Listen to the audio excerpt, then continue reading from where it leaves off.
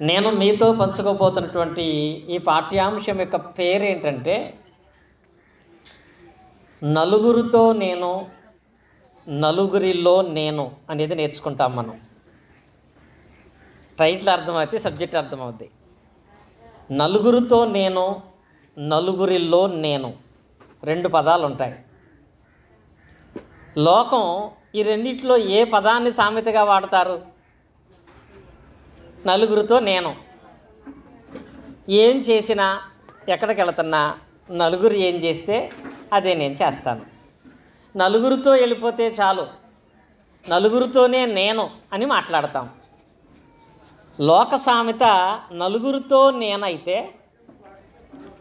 Bible యొక్క అర్హత ఏంటంటే నలుగురిలో నువ్వేంటి అనేది అడుగుతుంది. నలుగురితో నువ్వు కాదు, నలుగురిలో నువ్వేంటి. నలుగురు ఉన్నారు కాబట్టి నిన్ను కూడా దేవుడు యాక్సెప్ట్ చేయడు. ఒక్కడవే ఉన్నావు కాబట్టి నిన్ను కూడా దేవుడు విడిచిపెట్టడు. లోక సామెత నలుగురితో నేనైతే బైబిల్ యొక్క అర్హత ఏంటంటే నలుగురిలో నేను అనే దాన్ని మనం చూస్తాం.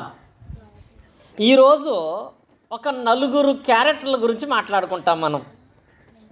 ఆ నలుగురు క్యారెక్టర్స్లో, ఆ నలుగురిలో నేను ఎవరు అనేది మనకు అర్థం అవ్వాలి. మీకే మీ మనస్సాక్షిని అడగండి.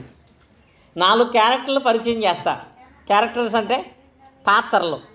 ఈ 4 పాత్రల్లో మీరెవరు అనేది మీకు అర్థమైతే, మీ క్యారెక్టర్ కరెక్ట్గా ఉంటే మీ కెరీర్ అనేది బాగుంటుంది. కెరీర్ అంటే ఏంటి? భవిష్యత్తు. క్యారెక్టర్ బాగుంటే కెరీర్ బాగుంటుంది. కనుక నేను పరిచయం చేసేటువంటి 4 క్యారెక్టర్లో మీదే క్యారెక్టర్ అయితే ఆ కెరీరే మీకు వస్తుంది. కనుక ఆ 4 క్యారెక్టర్ల గురించి ఈరోజు మనము లేఖనాల గురించి మనం నేర్చుకుంటాం. ఎందుకంటే ఇక్కడ సేవకులుగా ఉన్నటువంటి వాళ్ళు ఉన్నారు, సంఘములో విశ్వాసంలో కొనసాగేటువంటి వాళ్ళు ఉన్నారు. కనుక ఈ పాఠం సేవకులకి విశ్వాసులకు కూడా సంబంధించింది. నేను పరిచయం చేసేటువంటి ఈ 4 క్యారెక్టర్లు అనేటువంటి వాళ్ళు ఎవరు అంటే, బైబిల్లో మీరు గ్రంథాన్ని చదివినట్లయితే ప్రాముఖ్యం క్రొత్త నిబంధనలో 4 కనపడతారు. 1 శాస్త్రులు, 2 పరిసయ్యులు, 3 సద్దూకయ్యులు, 4 సుంకరులు. 4 అండి. 1 శాస్త్రులు, 2 పరిసయ్యులు, 3 సద్దూకయ్యులు, 4 సుంకరులు. ఈ 4 క్యారెక్టర్లు మాత్రమే. ఈ 4 వర్గాలు కాదు, 4 కులాలు కాదండి. చాలామంది ఈ 4 కులాలనే భావన ఉంటుంది. అసలు బైబిల్లో కులము అనే పదమే లేదు. బైబిల్లో ఒక వర్గం అనే పదమే లేదు. బైబిల్ ప్రకారముగా దేవునికి అందరూ సమానమే, అందరూ ఒక్కటే. యేసుక్రీస్తు అందరికీ ప్రభువు. దేవుడు లోకమంతటిని ప్రేమిస్తున్నాడు. కనుక ఇక్కడ నేను చెప్పినటువంటి ఈ 4 కూడా 4 వర్గాలు, 4 కులాలు కాదు. ఈ 4 కూడా యూదులే. చెప్పాలంటే ఈ 4 కూడా యూదులే. శాస్త్రులు యూదులే, పరిసయ్యులు యూదులే, సద్దూకయ్యులు యూదులే, సుంకరులు కూడా యూదులే. యూదులైనప్పటికీ కూడా వీరు వేరు క్యారెక్టర్లు, ప్రవర్తనలు మనకు కనపడతాయి. ఇందులో మొదటిగా శాస్త్రుల గురించి నేర్చుకున్నట్లయితే, శాస్త్రి అనగా అర్థం ఏంటో తెలుసా? శాస్త్రి అంటే ఎవడబడితే వాడు శాస్త్రి ఎవడనుకుంటారండి. శాస్త్రి అనే మాటకు అర్థం ఏంటంటే శాస్త్రాలు తెలిసినవాడు అని అర్థం.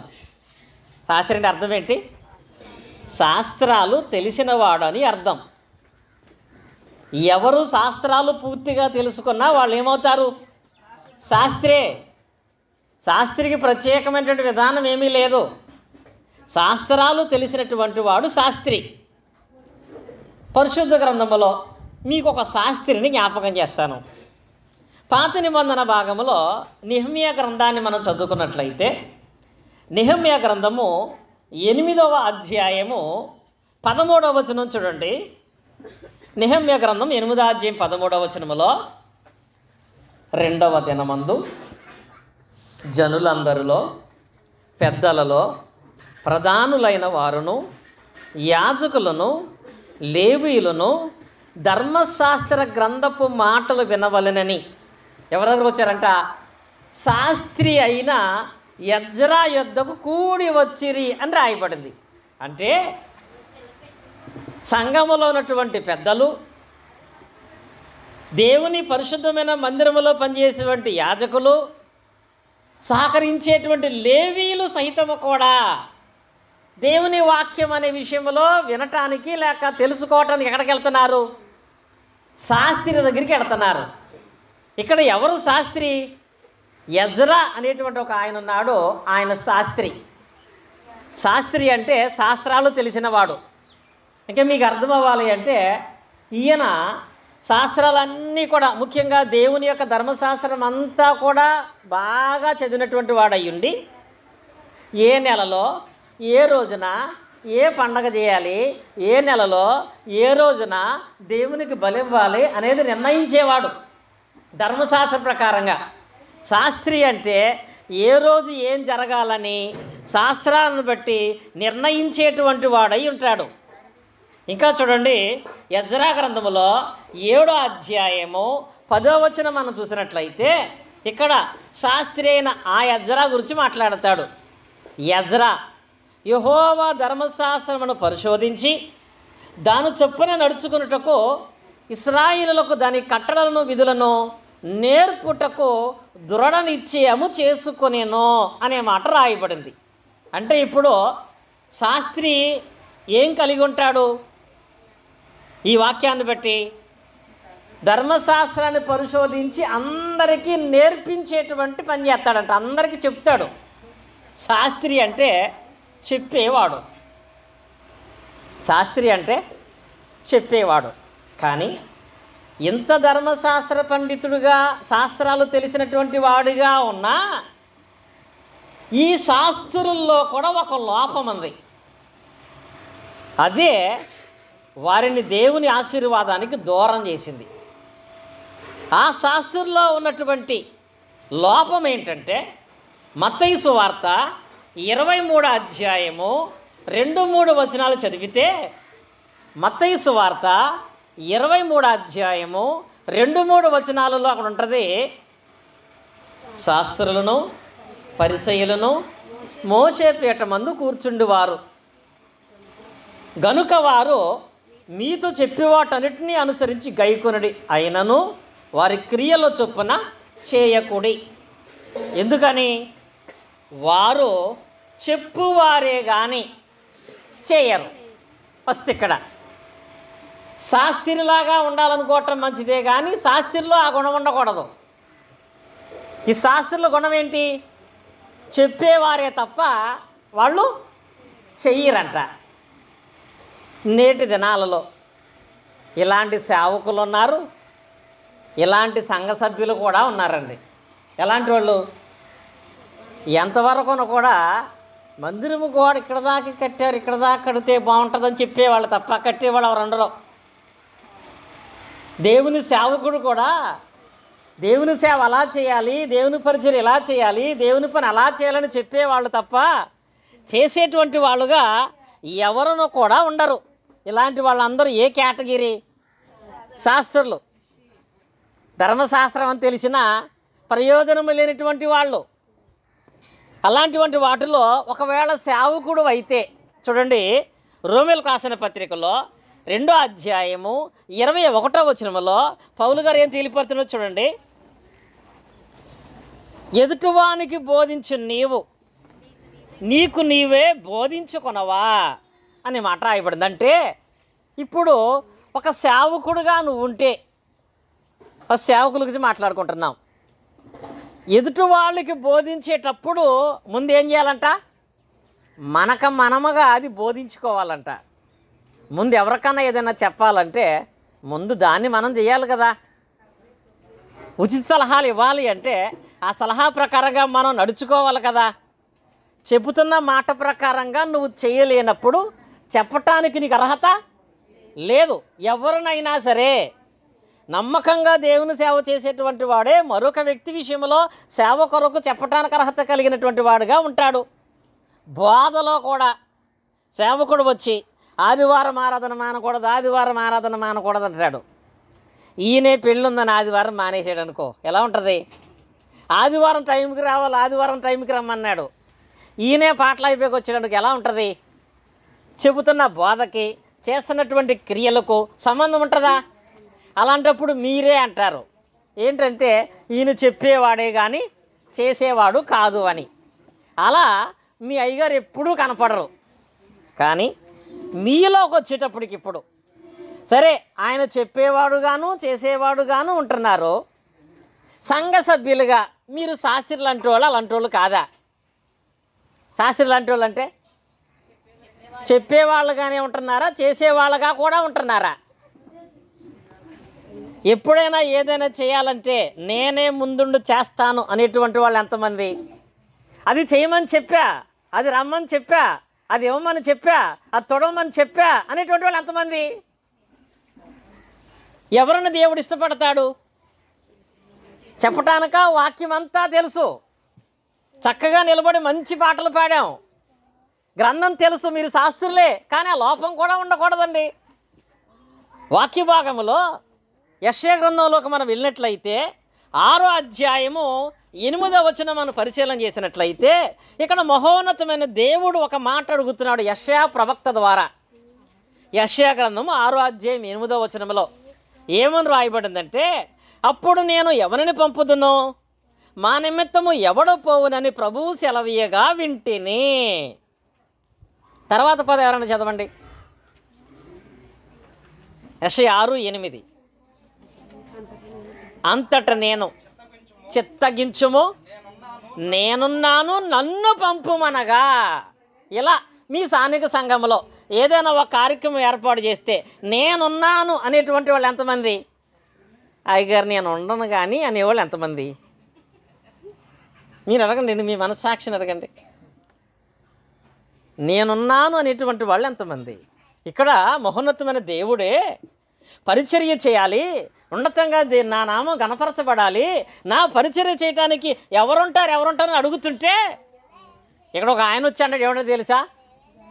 అది కాదు, ఆయన ఉన్నాడే ఖాళీ పిలవండి అనలేదండి, ఆవిడ ఉంది ఖాళీ పిలవమని అనలేదండి, నేనున్నాను నన్ను పంపుమనగా. దేవుని పరిచర్యలో ఆ మాట మనలోంచి రావాలి. ఎప్పుడూ కూడా వారెవరు వస్తే రాకపోతే ఏంటంటే నేనున్నాను కదా, నేను చేస్తా, నేను జరిగిస్తా. ఇది దేవుడికి వరకునేటువంటి నిజమైన విశ్వాసం. చెప్పువారుగానే మనం ఉండాలి ఉంటే, చెప్పువారుగా మాత్రమే మనం ఉంటే దేవుడు కూడా చెప్పేవాడుగా ఉంటే తప్ప చేయడు. దేవుని మాటలన్నీ ఇందులో ఉన్నాయి. అలాగే మనం అనేకమైన మాటలు చెప్తున్నాం, దేవుని మాటలు కూడా మాటలుగానే ఉంటాయి, మన మాటలు కూడా మాటలుగానే ఉంటాయి. కానీ ఇప్పుడు చెప్పండి, మీలో శాస్త్రులు ఎంతమంది ఉన్నారు? శాస్త్రి అంటే పండితులు కాదండి, అక్కడ చెప్పువారే తప్ప దానిని చేయనటువంటి వారై ఉన్నవారు. మహోన్నతమైనటువంటి దేవుని కుమారుడైన యేసుక్రీస్తు ఏమన్నారో తెలుసా? ఇందాక సోదరులు అనీరుగా చదివించారు వాక్యాన్ని. ఏంటది? మత్తయి సువార్త 5:20 ఏమన్నాడు ఆయన? శాస్త్రుల నీతి కంటేనో పరిసయ్యుల నీతి కంటేనో మీ నీతి అధికము కాని ఎడలా అని రాయబడింది. మీరు పరలోక రాజ్యములో అంటే ఇప్పుడు శాస్త్రులాగా ఉండాలా, శాస్త్రుల కంటే తక్కువ ఉండాలా, శాస్త్రుల కంటే ఎక్కువగా ఉండాలా? ఇప్పుడు శాస్త్రులు అంటే ఎవరు? చెప్తారు కానీ చేయరు. కాబట్టి మీరు అధికంగా ఉండటం అంటే అసలు చెప్పను కూడా చెప్పం. అదా చెప్పువారు కంటే ముందు చేసేటువంటి వారుగా ఉండాలి. అప్పుడు కానీ మీరు పరలోక రాజ్యం వెళ్ళరు. శాస్త్రుల నీతి కంటే మీ నీతి అధికంగా ఉండాలి. ఇది మొదటి కేటగిరీ. ఇందులో మీరెవరో మీ క్యారెక్టర్ చూసుకోండి ఒకసారి. నెక్స్ట్ రెండో క్యారెక్టర్కి వెళ్ళేటప్పటికి సమయం తక్కువ కనుక పరిచయాల గురించి మాట్లాడుకుంటాం. రెండవది వచ్చేటప్పటికి పరిచయాల గురించిన సందర్భంలోకి మనం వెళితే వీళ్ళు కూడా యూదులే. పరిచయమైనటువంటి వాళ్ళు కూడా యూదులుగానే ఉన్నారు. వీరు ఎలాంటి వారంటే శాస్త్రాలు ఏ శాస్త్రాలు ఏదో చదివి ఏ నిబంధనలు అయితే ఇస్తారో శాస్త్రులు చెప్పినట్టుగా నడుచుకునేటువంటి వాళ్ళు ఈ పరిసయ్యులు. అంటే చెప్పింది చెప్పినట్లుగా సాధ్యమైనంత వరకు జరిగించాలని ఖచ్చితంగా పాటించేవారు ఎవరంటే పరిసయ్యులు అనేటువంటి వాళ్ళు ఒకళ్ళు. వీళ్ళు ప్రార్థనకి వెళ్ళేవాళ్ళే, శాస్త్రులు ప్రార్థనకి వెళ్తారు, పరిసయ్యులు ప్రార్థనకి వెళ్తారు. వాళ్ళు చెప్తారు కానీ వీళ్ళు చేయరు. వీళ్ళేమో చేసినట్లుగా చేస్తారు, చెప్పింది చెప్పినట్లుగా చేస్తారు. ఈ పరిసయ్యుల గురించి మాట్లాడాలంటే క్రొత్త నిబంధన భాగంలో అత్యంత ఉన్నతంగా దేవుని పరిచయం చేసినటువంటి పౌలు గారు కూడా పరిసయ్యుడే. తెలుసు మీకు? పౌలు కూడా పరిసయ్యుడే. ఆయన యూదుడు మరియు పరిసయ్యుడు కూడా. ఫిలిప్పీలకు రాసిన పత్రికలో 3వ అధ్యాయం మనం చూసినట్లయితే, ఫిలిప్పీలకు రాసిన పత్రిక 3వ అధ్యాయం 5వ వచనం చదివినట్లయితే అక్కడ అంటాడు ఆయన, ఇనుమదేదనను సున్నతి పొంది తిని ఇశ్రాయేలు వంశపు వాడినై బెన్యామీను గోత్రములో పుట్టి హెబ్రీయుల సంతానమై హెబ్రీయుడనై ధర్మశాస్త్ర విషయంలో పరిసయ్యుడనై ఉన్నాను. పౌలు గారు పరిసయ్యుడుగా కూడా ఉన్నాడు. పరిసయ్యులు కూడా యూదులే. కానీ వీళ్ళు ఎలాంటి వారంటే పాపము చేయటానికి, దేవుని మాట అతిక్రమించడానికి కొంచెం భయపడేటువంటి వాళ్ళు. పరిసయ్యులు ఎలాంటి వారు మనకు అర్థం అవ్వాలంటే ఒక పరిసయ్యుడిని మనం జ్ఞాపకం చేసుకుంటే లూకాసు వార్తలో 18వ అధ్యాయంలో 11, 12 వచనాలు చదివితే మనకు అర్థమవుద్ది. లూకాసు వార్త 18వ అధ్యాయము 11, 12 వచనాలు. పరిసయ్యుడు నిలువబడి, నేను చోరులను అన్యాయస్తులను వ్యభిచారులైన ఇతర మనుషుల వలనైనను ఈ సొంకర వలన ఉన్నందుకు నీకు కృతజ్ఞతలు. వారానికి 2 సార్లు ఉపవాసం ఉంటున్నా, నా రాబడిలంతట్లో 10వ భాగమును చెల్లించుచున్నాను, అనగా 10వ వంతు చెల్లించున్నానని తనలో తాను ప్రార్థించుకుంటున్నాడు. పరిసయ్యుడు క్యారెక్టర్ మంచిదే, కానీ ఈ పరిసయ్యుడిలో ఒక లోపం ఉంది. మళ్ళీ ఈ పరిసయ్యుడిలో ఉన్నటువంటి లోపం ఏంటంటే వీళ్ళకి యేసుక్రీస్తు స్పెషల్గా ఒక పేరు పెట్టాడండి. మత్తయి సువార్తలోకి వెళ్ళేటప్పటికి 23వ అధ్యాయంలో 27వ వచనం చూసినట్లయితే, మత్తయి సువార్త 23, 27, అయ్యో వేషధారులైన శాస్త్రులారా పరిసయ్యులారా, మీరు సున్నము కొట్టిన సమాధులను పోలి ఉన్నారు. వీళ్ళకి ఆయన పెట్టిన పేరేంటో తెలుసా? సున్నము కొట్టిన సమాధి అంట. సున్నము కొట్టిన సమాధి అంటే దాని అర్థం, ఒక వ్యక్తి చనిపోయారు, 3వ రోజు ఆయనకి సమాధి కట్టారు. సమాధి చక్కగా తెల్లగా వైట్ సున్నం వేసేసి, కొంతమంది టైల్స్ కూడా వేసేసి, చుట్టూ చక్కగా పువ్వులు పెట్టి అగరత్తులు పెట్టి అక్కడ పెడతారు.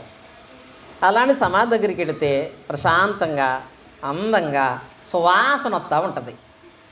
కానీ అదే రోజు ఆ సమాధి లోపల చూస్తే ఎలా ఉంటుందండి? అక్కడ నిలబడలేము, భయంకరమైనటువంటి కుళ్ళు వాసన వస్తుంది.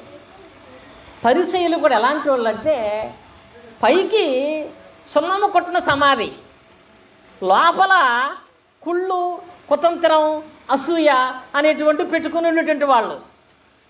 పైకి భక్తి కలవాళ్ళగా ఉంటారు కానీ లోపల వాళ్ళు సున్నము కొట్టినటువంటి సమాధులను పోలినటువంటి వారై ఉంటారంట. అంటే ఈటి కేటగిరీలోని లోపం ఏంటంటే వీళ్ళు తమకు సామర్థ్యము కొలది పనిని చేస్తారు, కానీ వీళ్ళకి 3 గుణాలు ఉంటాయి. ఒకటి అసూయ. ఏముంటుంది? లోపల అసూయ ఉంటుంది. 2 గర్వం. 3 తనను తాను హెచ్చించుకునేటువంటి స్వభావం. ఇది చాలా ప్రమాదకరమండి.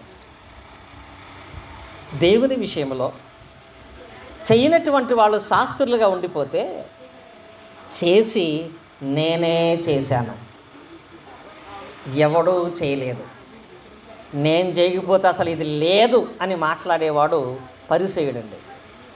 కొంతమంది ఇలా మాట్లాడతారండి, నిజంగా నేను లేకపోతే ఇక్కడ ఏం చేయలేరు, నేను ఇచ్చాను, నేను వచ్చాను, నేను చేశాను అని మాట్లాడతారండి. ఒక సమయంలో మా సాన్నిధ్య సంఘంలో కార్యక్రమం జరిగింది. సంఘ సభ్యులందరూ చక్కగా మీకులాగానే పరిచర్య చేశారు. ఒక ఆవిడ పరిచర్య చేయడానికి రాలేదు. సరే ప్రేయర్ అయిపోయిన తర్వాత భోజనాలు పెడుతుంటే ఆమె కొంచెం అర్జెంట్ పని ఉండి ఫస్ట్ వెళ్ళి ప్లేట్ పట్టుకుని ఉంచింది అక్కడ. ఆ పక్కన చేసిన ఆమె పనికి రమ్మంటే రాదు కానీ తింటాక మాత్రం ముందు వచ్చేసింది అంది. ఆ మాట అనగానే ఆమె పట్టించుకోదు కాబట్టి భోజనం పెట్టుకుని నవ్వుతా వెళ్ళిపోయింది. ఆమె పట్టించుకోలేదు. ఎవరు పట్టుకున్నది తెలుసా? దేవుడు. నువ్వు అంత చేసి ఆ ఒక్క మాటతో మొత్తం పోగొట్టుకున్నావు. నువ్వు చేసిన దాని గురించి గర్వం అనేది రాకూడదు. నువ్వు చేసిన దానిని బట్టి నిన్ను నువ్వు హెచ్చించుకోకూడదు. ఎవరో చేసిన దాన్ని బట్టి మనం అసూయపడకూడదు కూడా.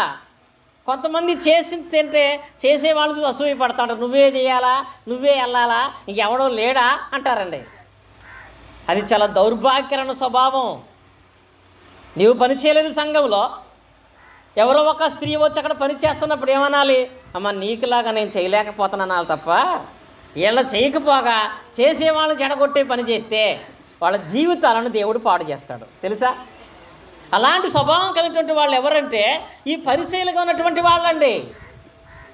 వీళ్ళ అసూయ ఎక్కువ, వీళ్ళు చేయరు, చేసేవాళ్ళని చూస్తే ఓర్చుకోలేరు. వారు గర్వం ఎక్కువ, తనను తాను హెచ్చించుకునేటువంటి వాళ్ళగా ఉంటారండి. ఇలాంటి వారి గురించి సొలొమోను గారు ఏమన్నారో తెలుసా?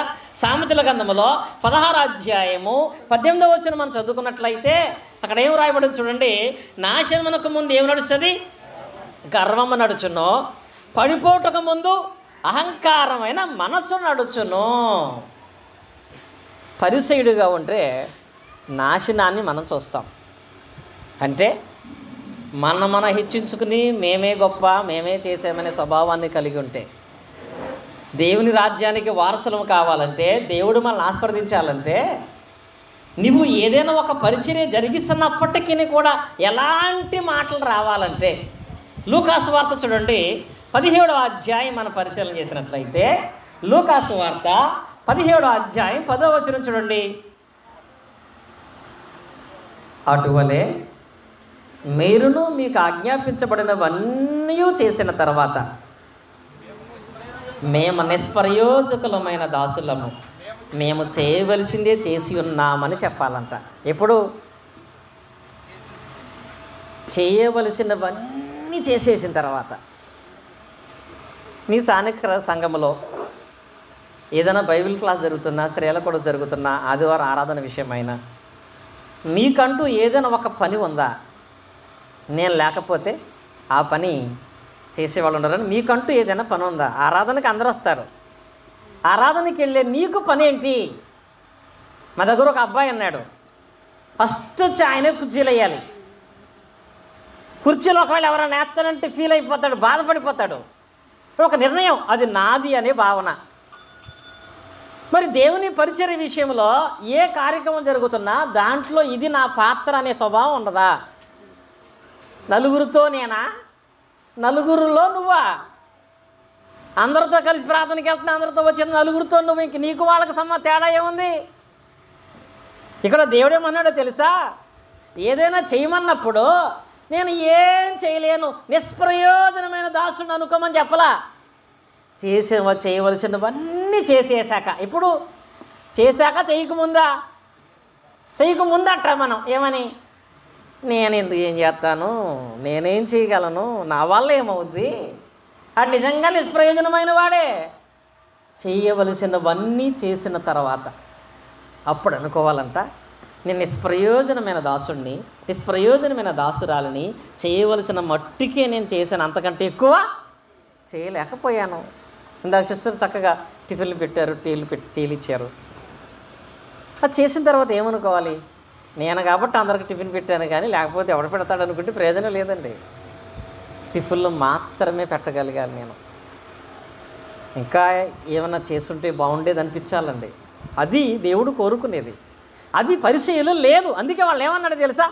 సున్నమ్మ కొట్టే సమాధిని కాళ్ళు ప్రార్థనకి వెళ్తున్నారు, కానీ మీరు ఎప్పటికీ కూడా సున్నమ్మ కొట్టినటువంటి సమాధులను పోలిన వారై ఉన్నారు అని వారికి వచ్చి మాట్లాడాడు. ఇది రెండవ క్యారెక్టరు, రెండవ విధానం మనం చూస్తున్నట్లయితే. ఇప్పుడు ఆ తర్వాత మూడవ దానికి వచ్చేటప్పటికి, మూడవ వాళ్ళు ఎవరు? సద్దూకయ్యులు. వేరే జ్ఞాపకొచ్చుకున్నారు. ఈ సద్దూకయ్యులు కూడా యూదులే. వీళ్ళు కూడా దేవుని వాక్యం వినేటువంటి వాళ్ళే, ప్రార్థనకు వెళ్ళేటువంటి వాళ్ళే. ఈ సద్దూకైనటువంటి వాళ్ళ గురించి ఆయన అంటాడు, శాస్త్రుల దగ్గర పర్లేదు కానీ పరిశీల దగ్గర పర్లేదు కానీ సద్దూకి వెళ్తే మరీ ప్రమాదం అంటాడు. చూడండి, మత్తయి సువార్తలో 16వ అధ్యాయం మనం చూసినట్లయితే 6వ వచనంలో ఆయన మాట్లాడిన మాట చూడండి. మత్తయి సువార్త 6వ అధ్యాయము 16వ అధ్యాయం 6వ వచనం 16:6. అప్పుడు యేసు చూచుకొనుడి, పరిసయ్యులు సద్దూకైలని వారి పులిసిన పిండి గూర్చి జాగ్రత్త పడండి. ఇప్పుడు సద్దూకైనటువంటి వాళ్ళు ఎలాంటి వాళ్ళంట? పులిసిన పిండి లాంటి వాళ్ళంట. పులిసిన పిండి గురించి మాకంటే మీకే బాగా తెలుసు. ఈ మధ్య మాకు కూడా తెలుస్తుందిలేండి. మా రవి గారు అంటున్నారు, మా కే రవి గారు, టిఫిన్ ఎవరు బాగా వేస్తారంటే నేనంటున్నాడు ఆయన. పులిసిన పిండి మీకు తెలుసు కదా. ఈ పులిసిన పిండి తన వరకే తాను పాడు చేసుకోదంట. ఏం చేస్తుంది? ముద్దంతా పాడు చేద్దంట. వీళ్ళు ఇంకా ప్రమాదకరమైన వాళ్ళు. శాస్త్రులకు వాళ్ళకి నష్టమేమో, పరిచయలకు వాళ్ళకి నష్టమేమో. ఈ సద్దూకైనటువంటి గుణం ఉంటుంది. అలాంటి వాళ్ళు తమతో పాటు తమతో ఉన్న వాళ్ళందరినీ కూడా పాడు చేసే స్వభావాన్ని కలిగి ఉంటారు కనుక పులిసిన పిండి లాంటి సద్దూకైల గురించి జాగ్రత్త పడమంటాడండి. అంటే వాళ్ళు ఎలాంటి వారనగా అపోస్తుల కార్యగ్రంథంలో 23వ అధ్యాయం మనం చూసినట్లయితే 7వ వచనం మనం చదువుకున్నట్లయితే అపోస్తుల కార్యాలు 23వ అధ్యాయము 7వ వచనం యొక్క భాగములో మనం పరిశీలన చేసినట్లయితే అక్కడ ఉంటుంది చూడండి. అపోస్తుల కార్యాలు 23:7 అండి. అతడు అలాగ చెప్పినప్పుడు పరిసయ్యులకును సద్దూకైలకును కలహం పుట్టినందున ఆ సమూహము 2 పక్షములాయను. చూడండి, ఇక్కడ ఇప్పుడు సద్దూకైలు పునరుద్ధానము లేదనియు దేవదూత అయినను ఆత్మ అయినను లేదనియు చెప్పుదురు కానీ, చూడండి ఇక్కడ ఈ వాక్య భాగంలో సద్దూకైల యొక్క గుణం ఏంటి? వీళ్ళు కూడా ప్రార్థనకి వెళ్తారండి, కానీ వీళ్ళు పునరుద్ధానం నమ్మరంట. ఏమి నమ్మరు? పునరుద్ధానం లేదంటారంట. అసలు వాళ్ళు పునరుద్ధానం లేదు, చనిపోయిన వాడు తిరిగి బ్రతకడు, యేసుక్రీస్తు రాకడ లేదు, పునరుద్ధానమే లేదంటే ప్రార్థనకి వెళ్తారు. పునరుద్ధానం నమ్మరు. ప్రార్థనకి వెళ్తారు, దేవదూతలు నమ్మరు. ప్రార్థనకి వెళ్తారు, ఆత్మని నమ్మరు. అంటే వీళ్ళు ఎలాంటి వాళ్ళు అంటే దేవుని వాక్యమును వింటారు కానీ దేవుని వాక్యాన్ని చాలా శ్రద్ధగా చాలా ఆసక్తిగా వింటారు కానీ విన్న వాక్యాన్ని నమ్మరండి. సేవకులు కూడా వాక్యాన్ని అనర్గళంగా బోధిస్తారు కానీ తాను బోధించే వాక్యాన్ని తానే నమ్మడు. సేవకులుగా మనం అందరం గుండెల మీద చేసుకుని చెప్పండి, నేను చెబుతున్న దేవుని వాక్యాన్ని ముందు నేను పూర్తిగా నమ్మాను అన్నటువంటి వాళ్ళు ఎంతమంది ఉంటారు? నేను చెప్పే వాక్యాన్ని నేను పూర్తిగా నమ్మానటువంటి వాళ్ళు చెయ్యెత్తడానికి ముందు ఒక ప్రశ్న. నమ్ముట నీ వలన అయితే నమ్మువానికి సమస్తము సాధ్యమనే మాట చెప్తాం కదా. నమ్ముట నీ వలన అయితే నమ్మువానికి సమస్తము సాధ్యమని బోధించే నీవు దేవుని మీద నమ్మకంతో ఫుల్ టైం సేవ ఎందుకు చేయట్లేదు? ఇప్పుడు చేతండి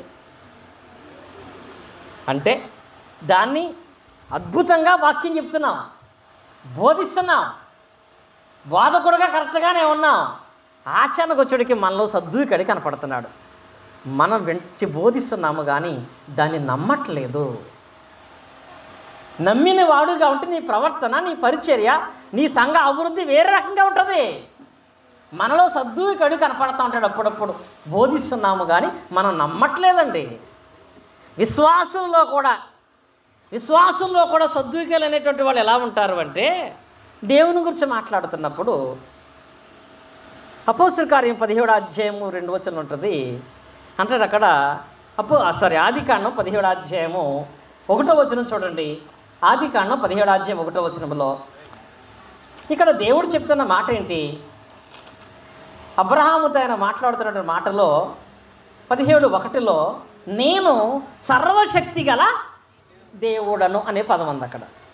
దీన్ని సంఘ సభ్యులుగా విశ్వాసులుగా ఎంతమంది పూర్తిగా నమ్మారు? చేయతండి.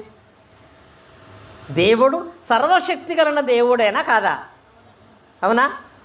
అంటే ఇక్కడ దేవుని వాక్యాన్ని బాగా అంటున్నారు మీరు. దేవుడు సర్వశక్తి గల దేవుడు. సర్వశక్తి గల దేవుడని వింటున్నావు, కానీ దాన్ని ఎంతవరకు నమ్ముతున్నావు? ఇప్పుడు మీరు కూడా చేయొచ్చు చెప్పిన తర్వాత. దేవుడు సర్వశక్తి గల దేవుడే. అమావాస్యను ఏం చేయలేడా? దేవుడు సర్వశక్తి గల దేవుడే. మంగళవారం ఏం చేయలేడా? దేవుడు సర్వశక్తి గల దేవుడే. దిష్టిని ఏం చేయలేడా? అంటే నీ నమ్మకం ఏంటి? 2 రోజులు జ్వరం వస్తే పిల్లోడికి తాడు కడుతున్నావు అంటే దాని అర్థం దేవుడు సర్వశక్తిమంతుడా, సగం శక్తిమంతుడా? వినటానికి దేవుడు సర్వశక్తిమంతుడు అంటున్నావు. మరి దేవుడు సర్వశక్తిమంతుడు అయితే ఇంటి ముందు కాయలు ఎందుకు, చేతిలో తాయెత్తులు ఎందుకు, వజ్యాలు వారాలు చూడటం ఎందుకు? అంటే మంగళవారాన్ని దేవుడు కూడా మార్చలేడు, అమావాస్యకుడిని దేవుడు కూడా తప్పించలేడు, నరఘోషని దేవుడు కూడా ఆపలేడు, నరదిష్టిని దేవుడు కూడా తీసేయలేడు అనుకునే మనం సగం శక్తిమంతుడు అనుకుంటున్నామా, సర్వశక్తిమంతుడు అనుకుంటున్నామా?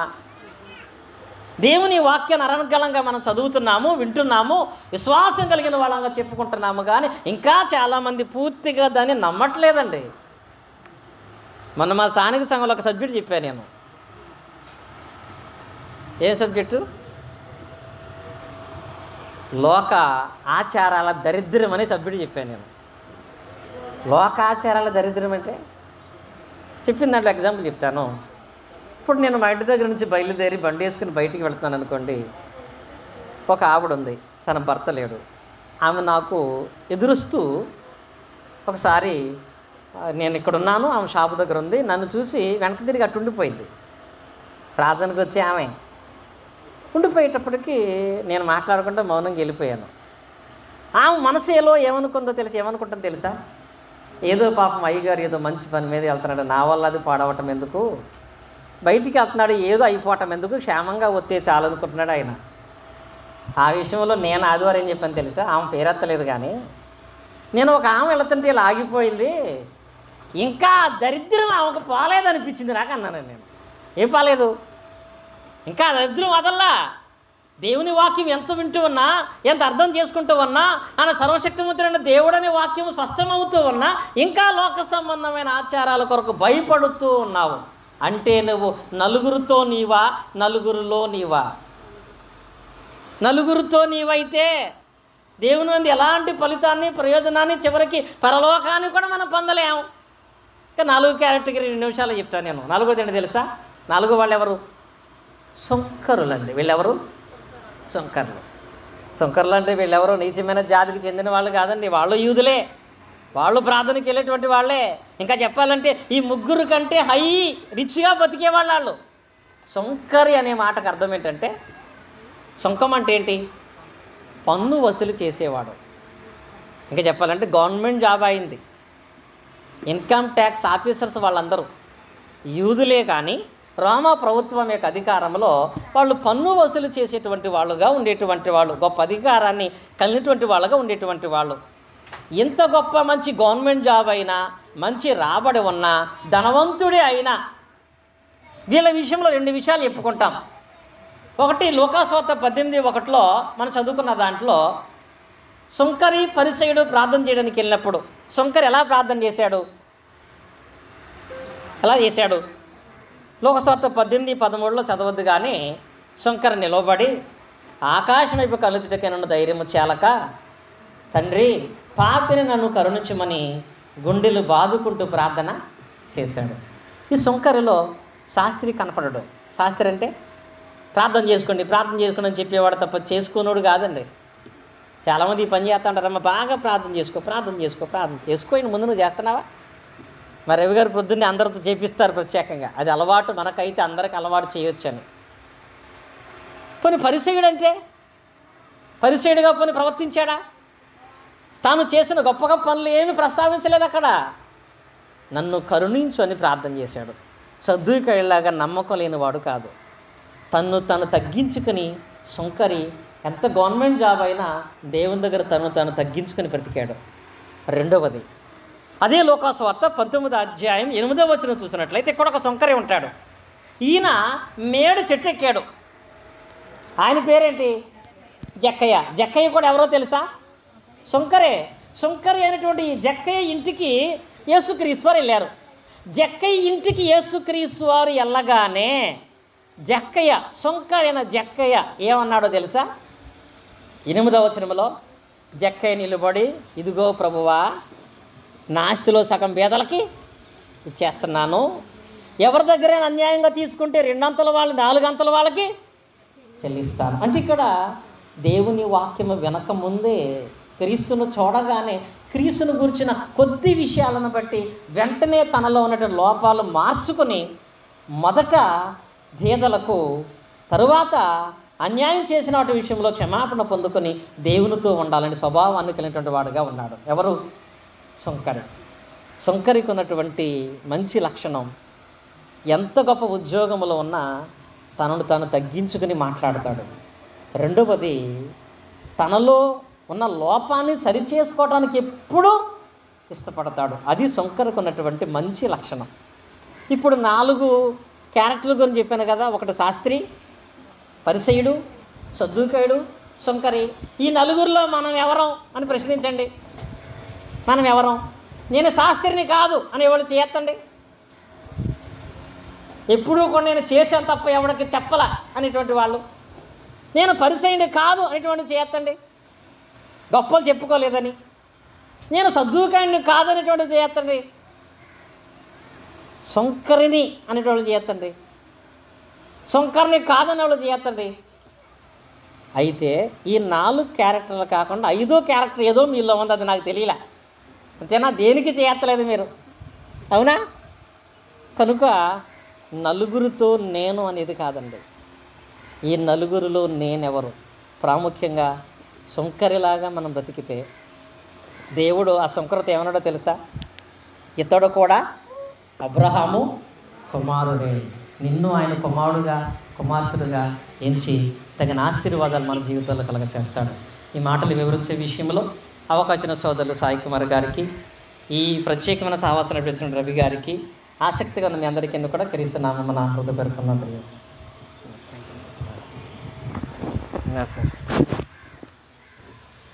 ఇప్పటి వరకు వాక్య పరిచర్య 4 వ్యక్తులను చూపిస్తూ 4 వ్యక్తులలో మనం ఎవరిగా